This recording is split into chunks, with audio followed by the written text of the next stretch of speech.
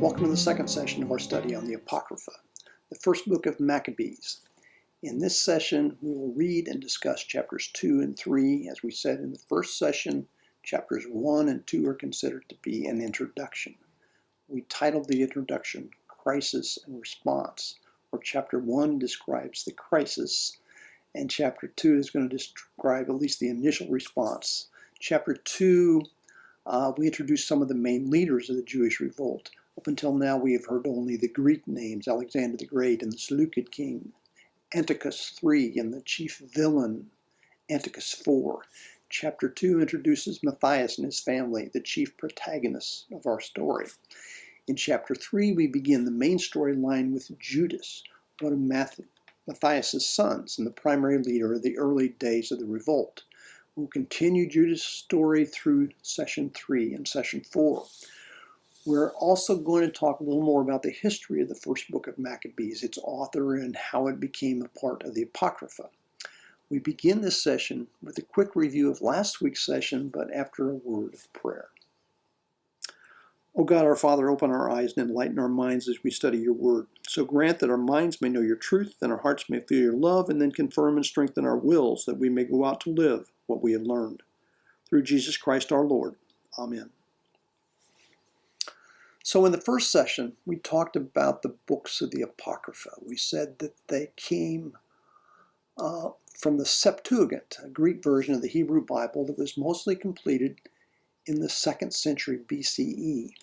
These were the books that ultimately were not accepted as scriptural by the Jewish religion and not officially adopted by the Roman Catholic Church to the scripture until the 16th century. Many Protestant churches use the books of the Apocrypha in their lectionaries, but not as part of their official canon. Major exceptions are the Church of England and the Episcopal Church. We talked last week a little bit about the Second Temple period. If you remember, the Babylonians destroyed the temple at Jerusalem in the early 6th century. Persia defeated Babylon in 539 and allowed some of the Jews to return to Judah, where they eventually rebuilt the temple some 20 years later. This period, beginning with the rebuilding of the temple in Jerusalem around 515, is known as the Second Temple period.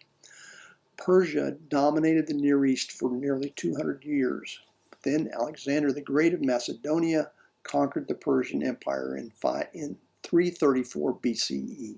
Alexander died 11 years later, and his empire was ultimately divided in 4 parts, 2 of which controlled the area around Jerusalem at different times for the next 150 years. The kingdoms of Ptolemy, which included Egypt, and the Seleucid Empire, which comprised present-day Iran, Iraq, and Syria. The Ptolemies allowed for Judaism in Jerusalem to flourish with very little intervening in the 3rd century BCE. But early in the 2nd century, in 198, the Seleucid Empire took control of Judea from the Ptolemies. As the Seleucid Empire expanded, so did its promotion of Hellenism, Greek culture. The already strained relations between the pious Jewish people that did not accept Hellenism and the Seleucid Empire were shattered when Antiochus IV Epiphanes adopted his father's policy of universal Hellenization, but took it to new heights. He wanted to enforce the Greek culture on all the Jewish population. He defiled the Holy Temple, vandalizing it and erecting an idol on the altar. He then outlawed certain practices such as circumcision and observing the Sabbath. Altars to Greek gods and idols were placed in every town, and those who did not pray to them and convert from practicing Judaism were put to death. The practice led to Maccabean revolt in the 160s. With that historical context, we are now going to turn back to the First Book of Maccabees, beginning with chapter 2. So we read here verses 1 through 5. In those days, Matthias, son of Simeon, a priest of the family of Jorab, moved from Jerusalem and settled in Modin. He had 5 sons: John, surnamed Gade, Simon called Thassae, Judas called Maccabeus, Elzar called Evron, and Jonathan called Apphus.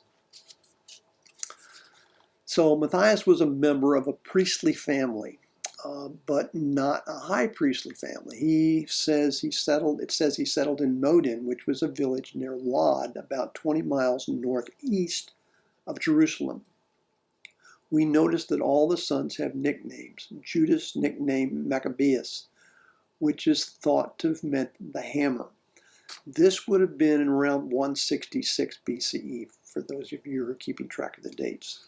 We go on with verse 6 through 14. He saw the blasphemies being committed in Judah and Jerusalem and said, "Alas, why was I born to see this? The ruin of my people, the ruin of their holy city, and to live there when it was given over to the enemy, the sanctuary given over to aliens. Her temple has become like a person without honor. Her glorious vessels have been carried into exile. Her infants have been killed in her streets, her youths by the sword of the foe. What nation has not inherited her palaces and has not seized her spoils?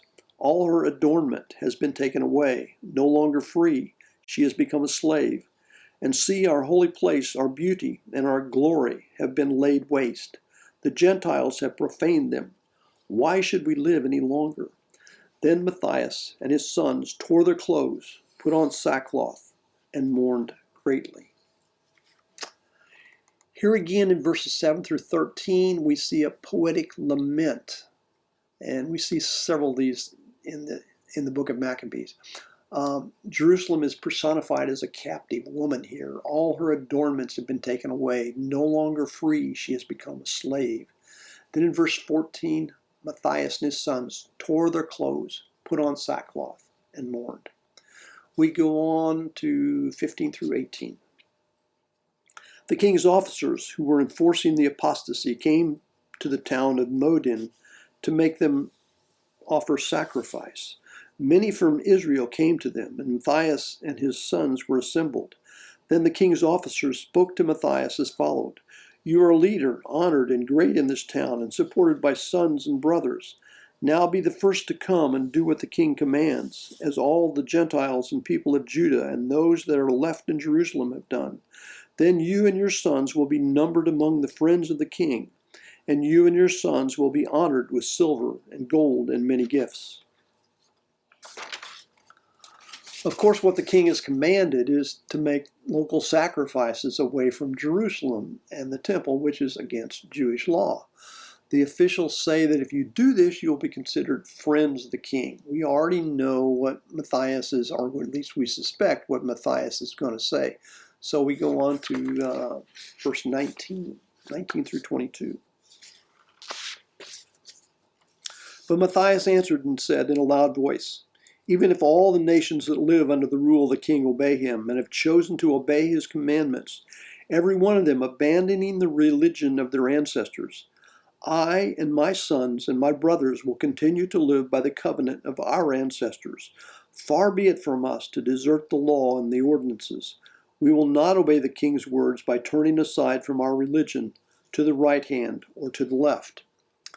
In verse 22 here, Matthias quotes Deuteronomy 5:32. "You must therefore be careful to do as the Lord your God has commanded you. You shall not turn to the right or to the left."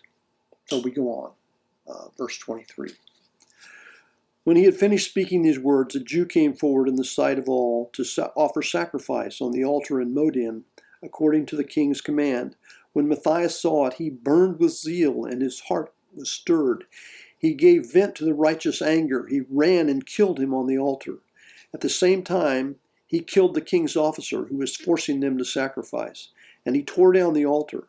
Thus he burned with zeal for the law, just as Phinehas did against Zimri, son of Salu. So we have a Jew here who has made a direct challenge to Matthias' leadership. Matthias kills him. Phinehas, who is referred to in verse 26, was the grandson of the high priest Aaron, the brother of Moses, who also killed an Israelite for compromising exclusivism. So we can read that story in Numbers 25, 1 through 16, but not today. Right now we go on with verse 27 and 28. Then Matthias cried out in the town with a loud voice, saying, "Let everyone who is zealous for the law and supports the covenant come out with me." Then he and his sons fled to the hills and left all that they had in the town. So the second book of Maccabees says that they fled to the hills before the religious persecution began. So there's a little difference between the second book of Maccabees and the first book of Maccabees on this particular point. But let's go on with 29 through 38. At that time, many who were seeking righteousness and justice went down to the wilderness to live there. They, their sons, their wives, and their livestock, because troubles pressed heavily upon them. And it was reported to the king's officers and to the troops in Jerusalem, the city of David, that those who had rejected the king's command had gone down to the hiding places in the wilderness. Many pursued them and overtook them, and they encamped opposite them and prepared for battle against them on the Sabbath day. They said to them, "Enough of this. Come out and do what the king commands, and you will live." But they said, "We will not come out, nor will we do what the king commands, and so profane the Sabbath day." Then the enemy quickly attacked them, but they did not answer them, or hurl a stone at them, or block up their hiding places. Or they said, "Let us all die in our innocence. Heaven and earth testify for us that you are killing us unjustly." So they attacked them on the Sabbath, and they died with their wives and children and livestock to the number of 1,000 persons. So here we have a contrast. This is passive resistance with Matthias's violence for the law and the covenant. These people hid out in the wilderness, but the king's soldiers came after them anyway and slaughtered them, even though they didn't put up a fight, because it was the Sabbath. We go on with verses 39 through 41. When Matthias and his friends learned of it, they mourned for them deeply, and all said to their neighbors, "If we all do as our kindred have done and refuse to fight with the Gentiles for our lives and for our ordinances, they will quickly destroy us from the earth." So they made this decision that day. "Let us fight anyone who comes to attack us on the Sabbath day. Let us not all die as our kindred died in their hiding places." So Matthias's followers decided that self-preservation overrides the command to keep the Sabbath. Keeping the command to keep the Sabbath was God's command, but survival is also important. Survival of their religion, survival of Judaism. And they thought that's more important. So we're going to fight. It happens to us. We go on with 42. Then there united with them a group of Hasidians, mighty warriors of Israel, all who offered themselves willingly for the law, and all who became fugitives to escape their troubles joined them and reinforced them. They organized an army and struck down sinners in their anger and renegades in their wrath. The survivors fled to the Gentiles for safety, and Matthias and all his friends went around and tore down the altars. They forcibly circumcised all the uncircumcised boys they found within the borders of Israel. They hunted down the arrogant, and the work prospered in their hands. They rescued the law out of the hands of the Gentiles and kings, and they never let the sinner gain the upper hand. The Hasidians we read about in verse 42 were another pious militaristic group that united with Matthias and his friends. Now we come to Matthias's deathbed speech. We think about the similarities between this and the speeches given by Jacob, for example, in Genesis 49, or Moses in Deuteronomy 33, or Samuel in 1 Samuel 12. Let's read beginning with verse 49. Now the days drew near for Matthias to die, and he said to his sons, "Arrogance and scorn have now become strong. It is a time for ruin and furious anger. Now, my children, show zeal for the law and give your lives for the covenant of our ancestors.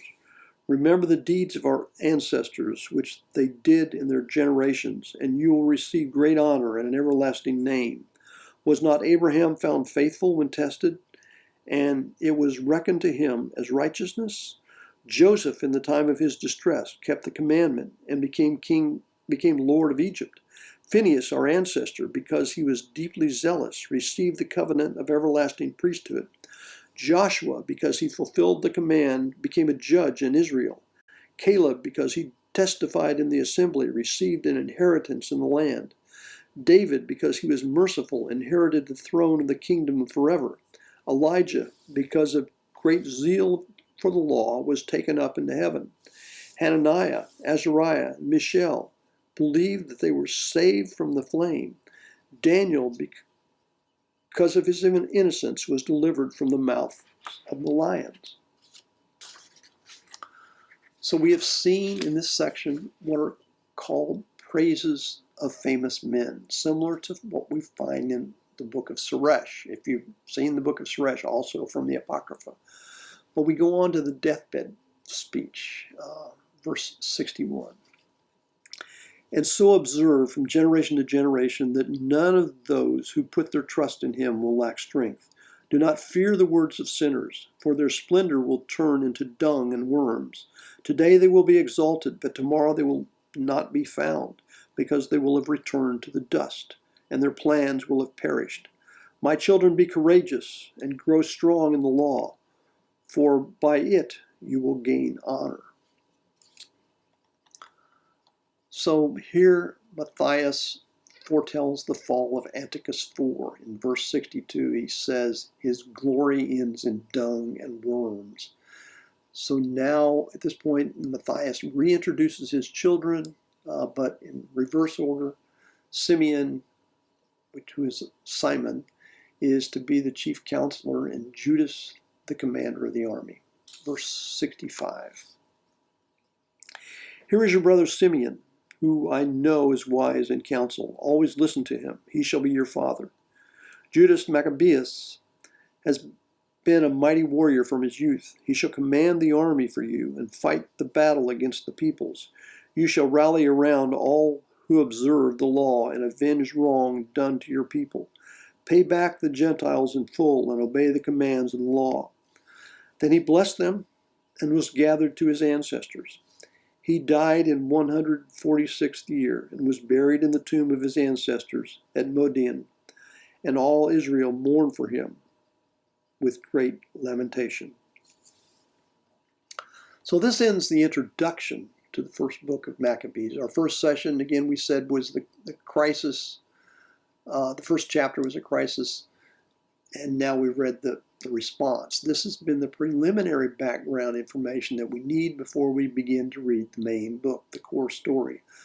This is the prologue, and we're getting ready to move on. But before we do that, before we go on to read chapter 3 and introduce the story of Judas Maccabeus, I want to talk for just a minute about the origin of the first book of Maccabees. Where did this book come from?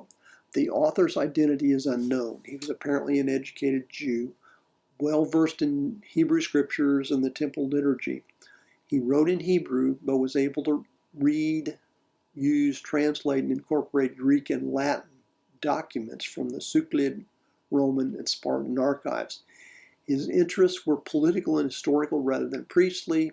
He firmly supported the Maccabean cause, but was sufficiently scholarly and objective that he didn't totally demonize the Seleucid opposition the way the writers of Daniel or Second Maccabees seem to do. The book covers the Jewish history from the time of Alexander the Great to the high priesthood of John Harrington, which was 134 to 104 BCE. So the writing of the book is usually dated to the later years of Harrington's rule. Chapter 13, verse 30 says the family tomb built by Simeon remains to this day. That suggests that there's been some passing of time. But it seems clear that the book was written before the Roman general Pompey captured Jerusalem in 63 BC. So this all suggests that the book was written in the late 2nd century or the early 1st century BCE. And now we go on with chapter 3. And I'll start with the first two verses. Then his son Judas, who was called Maccabeus, took command in his place. All his brothers and all who had joined his father helped him. They gladly fought for Israel. Judas, as we have said, is to be the commander of the army. He's a daring military leader, and in the next couple of weeks we're going to read about his career up until his death in 160 BCE, about 6 years after the death of his father. We introduce his exploits in verses 3 through 9. He extended the glory of his people. Like a giant, he put on his breastplate. He bound on his armor of war and waged battles, protecting the camp by his sword. He was like a lion in his deeds, like a lion's cub roaring for prey. He searched out and pursued those who broke the law. He burned those who troubled his people. Lawbreakers shrank back for fear of him. All evildoers were confounded, and deliverance prospered by his hand.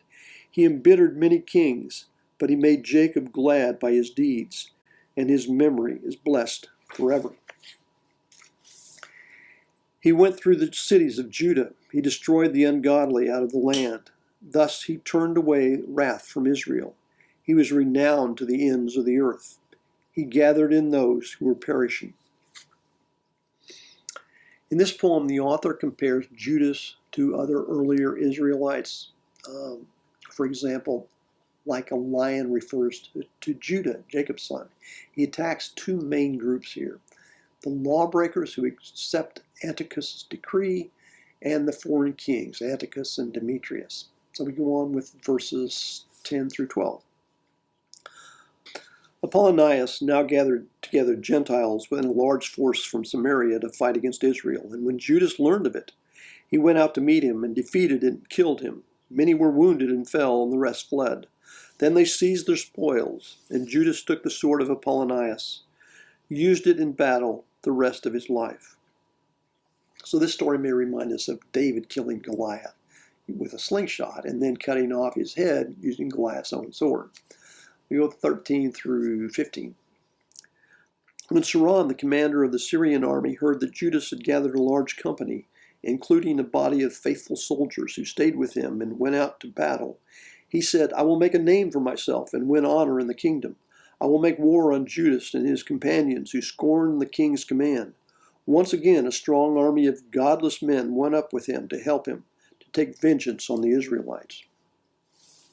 So Saran was not a high-ranking officer, nor was he in command of the entire main Syrian army, which we know at that time was near Antioch.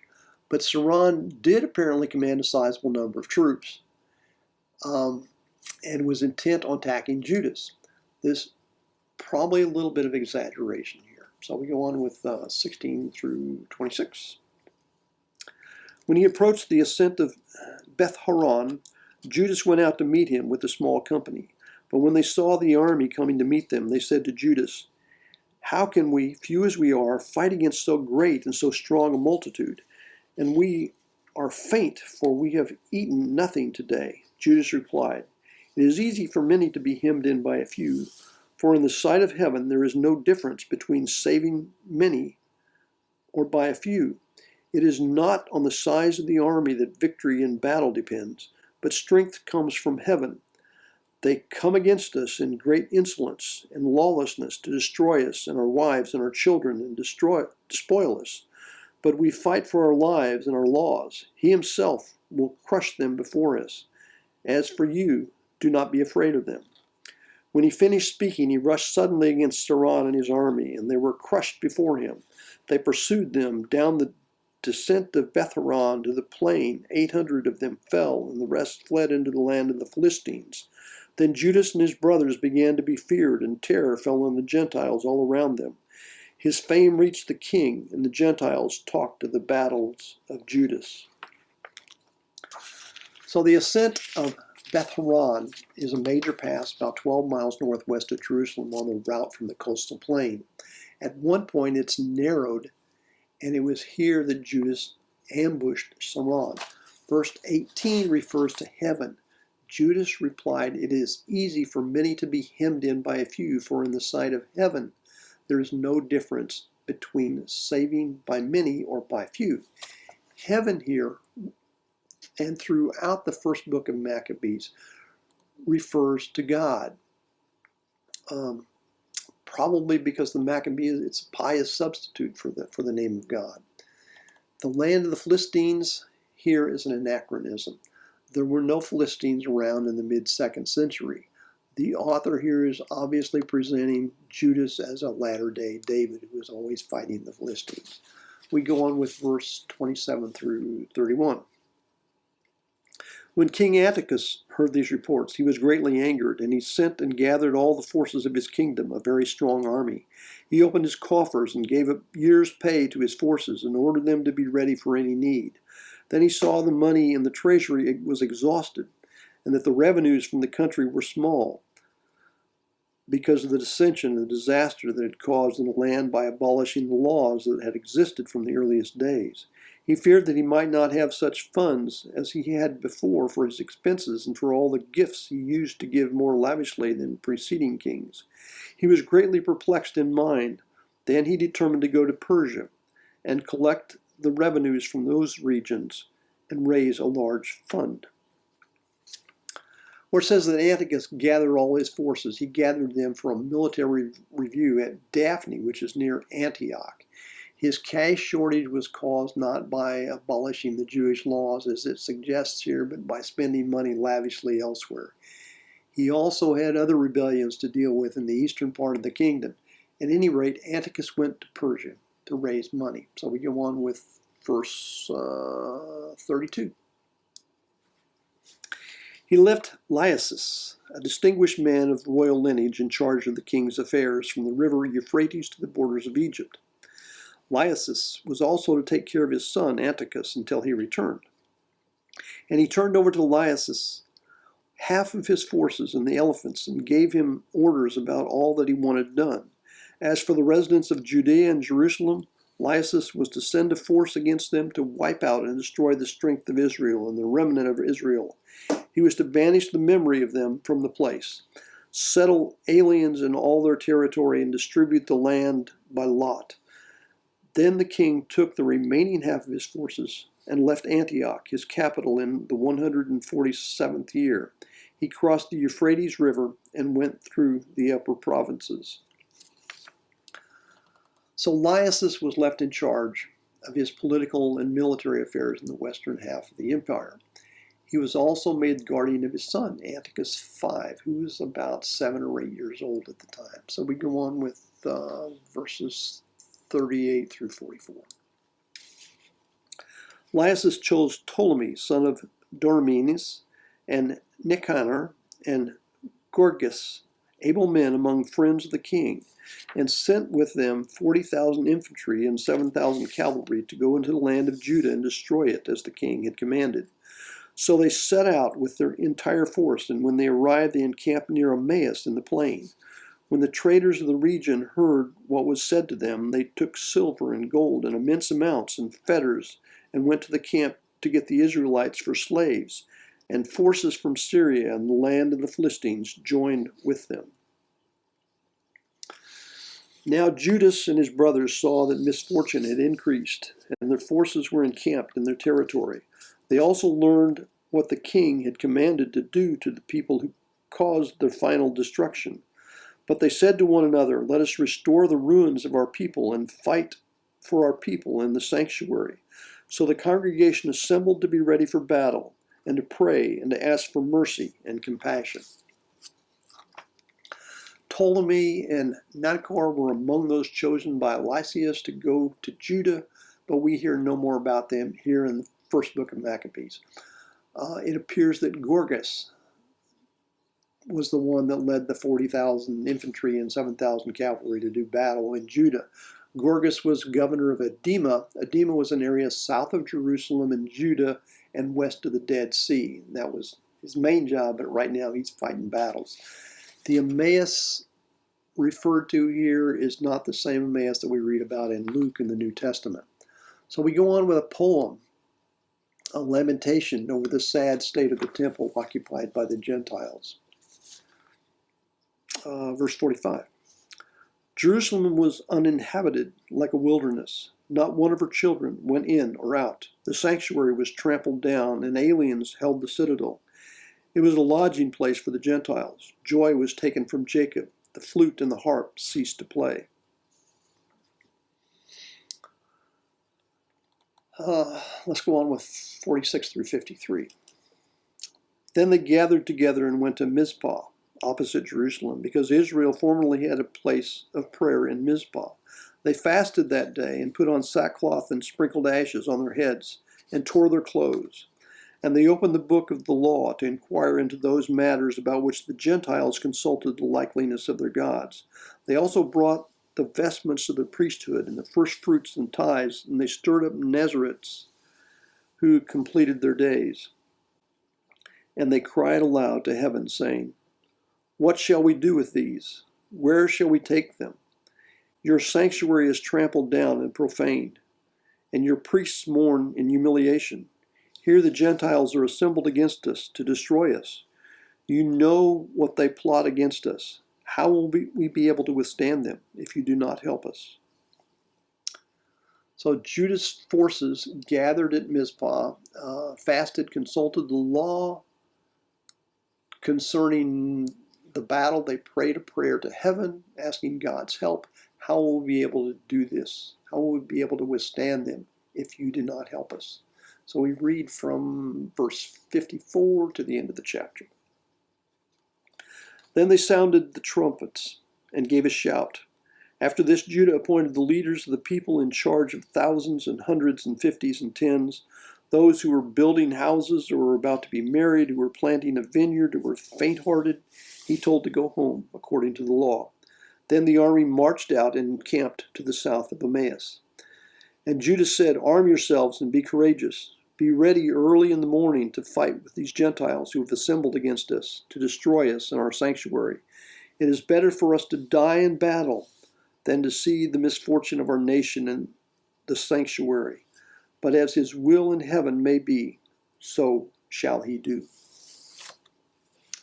So Judas appointed leaders, sent men home, and gave a pre-battle sermon. It's better to die in battle than to witness the destruction of the Jewish people and its sanctuary. In our next session, we'll see how successful Judas was in this strategy to defeat a much larger force. We'll read chapters 4, 5, and 6. Was Judas able to take back the temple from the Seleucids? Can he overtake the citadel? How successful was Antiochus in raising funds in Persia? Maybe we'll find out in our next session. In the meanwhile, be safe and see you Thursday.